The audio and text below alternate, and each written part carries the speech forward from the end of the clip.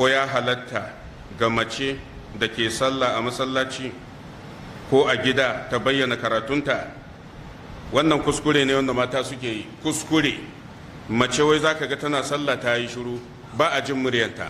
Babu shakka kuskure ne, ko da yake kuskuren ba daga wajen mutane ba ne, malamai ne, ta wajen fahimtar wasu malamai ne da aka samu waɗanda ke ganin muryar mace al'aura ce, saboda aka yi sa aka ce kar ma ta bayyana karatunta a sallah, kuma babu hujja akan haka in ma ta alƙur'ani ko ta hadisin manzon Allah. Wato babu bambanci a tsakanin sallar mace da namiji, babu bambanci. Bambancin kawai za ta sa hijabi, shi ba zai sa ba ko, ma maganar wajen karatun sallah ba bambanci. Yanda zai bayyana karatu haka za ta bayyana karatu, yanda zai yi kablu haka za ta yi kablu, yanda zai buɗe kafafunsa haka za ta buɗe kafafu. Duk wani hadisi da ya